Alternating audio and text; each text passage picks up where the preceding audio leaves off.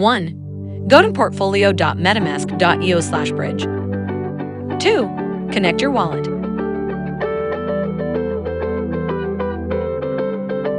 3.